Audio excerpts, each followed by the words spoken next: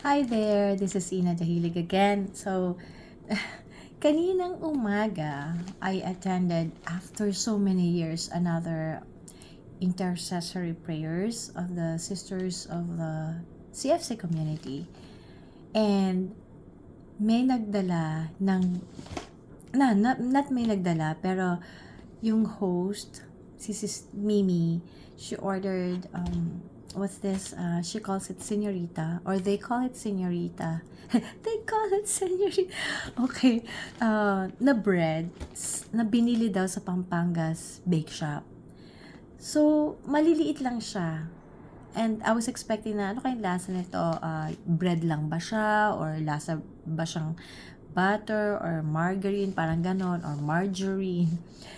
Pero, na-amaze ako kasi pag subo kong ganon, nasarapan ako.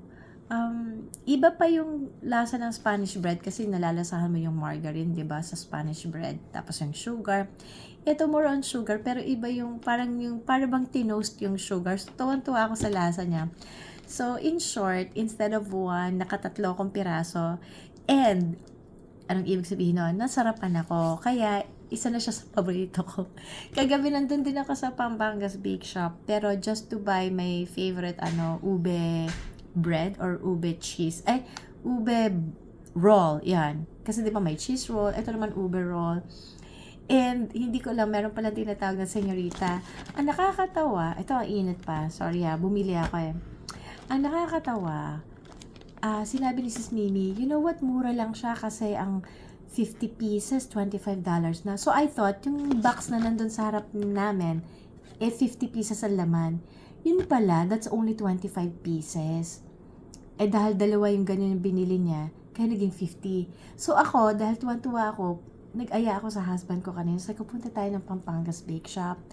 Tapos tinanong ako sa cashier, ilan yung bibilin mo? Sabi ko, isang box. Sabi ko pang ganun. Yung pala, iba-ibang klaseng box. Sabi niya, so ilan nga? Sabi ko, sige, 50 pieces. Sabi ko, lumabas, ang laki. Isang malaking box pala yun. So, ang ibig sabihin, yung 25 pieces pala, yung isang maliit na box na nasa harap namin. But anyway, sabi ko patay, ubusin, kailangan ito. So, eto, papakita ko sa inyo. Teka, tinanggal ko yung takip. Ito siya. Maliliit lang siya. Init pa. Teka ha. Naku. Sobrang lambot kasi ang init pa nung binigay sa akin. Kakahango lang. Ang init pa kaya. Samantalang na-pick up na namin ng mga bata sa activity nila. Ito siya, no? Liit lang siya. So, paano lumalabas na 50 cents lang ang isa? So, kainin natin. Ang sarap talaga.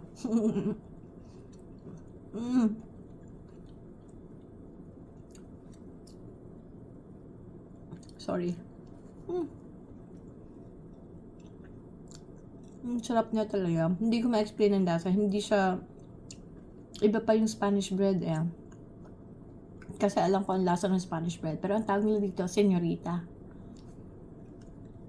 Di ko Spanish bread dito, sana Spanish bread yung tawag nila.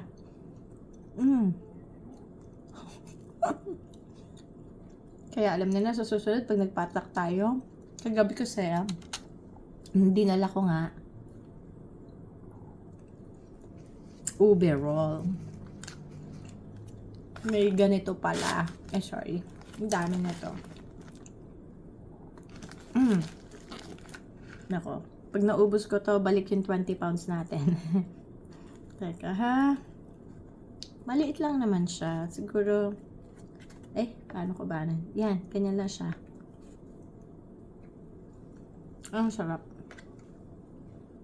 Ayun. Kaya, ngayon, pag pumunta ako ng Pampangas Bake Shop,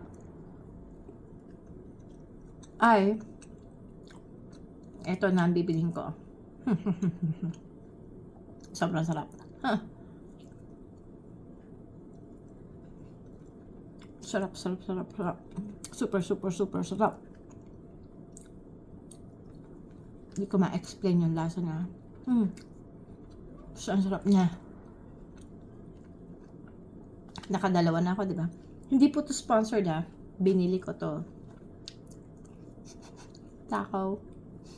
So, kung nakatatlo ako kanina, tapos tatlo ulit ngayon, nakaka-anim na akong ganito. Nababak mo na. Ingat. At bago mahuli ang lahat, teka, iinom tayo na. Kumapang agad yung langgam. Cover ko naman na. Baka maubos ko pa to. Nilalanggam na agad. Sarap niya. Super. So, buti na lang yung Pampangas Bake Shop malapit sa amin. Wala ngayon. Ito na yun. Paborito ka. Tinapay.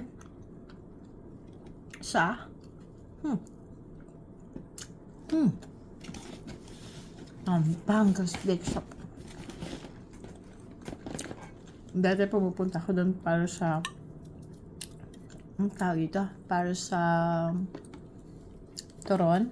Pero dahil may mas favorite na akong turon, yan.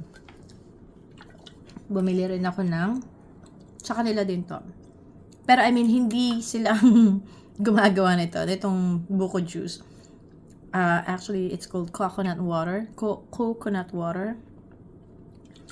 Pero hindi naman lasang yung matamis na ano. Matabang lang din to. Lalo na kumain pa ako ng matamis. So, there. Itutulak natin yung ating kinain tinapay. Yun lang share ko sa inyo. Na-discover ko na naman ang isang masarap na tinapay na ang tawag ay Senyorita sa Pampangas Bake Shop. Wala, bye!